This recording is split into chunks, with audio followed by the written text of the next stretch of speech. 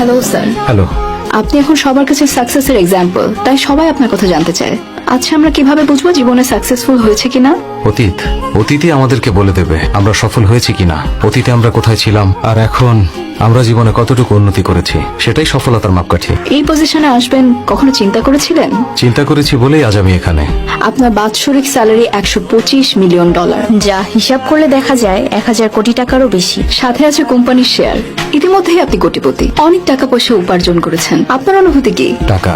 যখন 6-এ পড়ি তখন বাবা 10,000 টাকা লোন নিয়েছিলেন। লোনটা পরিশোধ করতে পারছিলেন না। প্রতি সপ্তাহেই মহাজন টাকার জন্য বাড়িতে আসতেন। পরিশোধ করার মুরদ নেই, লোন নিয়েছিলে কেন? 1 মাসের কথা বলেছিলে, আর এখন 1 বছর হতে চললো। টাকাটা কখন দেবে? আরে আমি আমার টাকা ফেরত চাইছি আর তুমি হাসছো। ভাইজান চা। থাক, আর মেহমানদারি দেখাতে হবে না। এখানে আসলেই আমাকে চা খাইয়ে বিদায় করবে। আরে ভাই, তোমার তো মানুষের জন্ম, তাই না?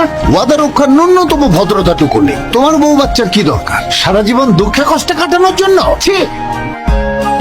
ওই দিন মায়ের চোখে অপমানের ছাপ দেখেছিলাম আমি।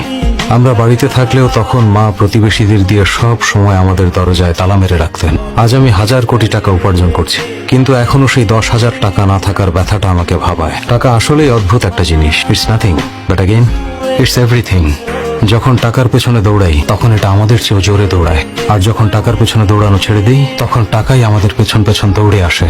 এ কারণেই আজ অব্দি কখনো দৌড় থামাইনি। That's great sir. আপনার কাছে সাফল্যের ডেফিনেশন?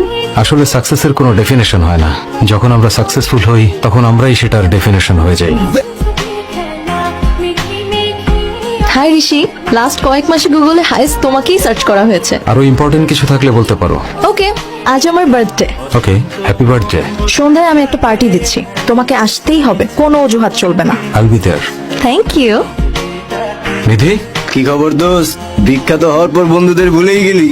তুই ভুলতে চাইলেও কি আমরা তোকে ভুলতে দেবো? হ্যাঁ, আরে কান্না, ঋষি আমার বাঘের বাচ্চা। তুই এখানে? সারপ্রাইজ। কেমন আছিস ঋষি? আরে গীতা, এখনো ডায়েটে আছিস? তুই এখনো বদলাসনি ঋষি। হাই ঋষি। স্যার, আপনি এখানে কিভাবে আসলেন? তোমাকে সারপ্রাইজ দেওয়ার জন্য ঋষি। সব কাজ ফেলে চলে এলাম। থ্যাঙ্কস নিধি, এই সারপ্রাইজ প্ল্যানটা আসলো। হ্যাঁ ঋষি, আসলে আজকে আমার বার্থডে পার্টি না, তোমার জন্য সারপ্রাইজ পার্টি। থ্যাঙ্কস নিধি। ঋষি, প্রফেসর থাকাকালীন আমি অনেক ব্যাচ দেখেছি। কিছু কিছু ব্যাচ অনেক সময় স্পেশাল হয়, কিন্তু তোমার জন্য এই ব্যাচটা আমার কাছে সবচেয়ে বেশি special. Thank you sir, and thank you all আমাকে সারপ্রাইজ দেওয়ার জন্য। তোদের দেখলেই পুরনো অনেক স্মৃতি আমার মনে পড়ে যায়। কিভাবে যেন শুরু হয়েছিল। আরে মামা, তোর প্রথম বাইকের কথা মনে আছে? টুকুর টুকুর টুকুর।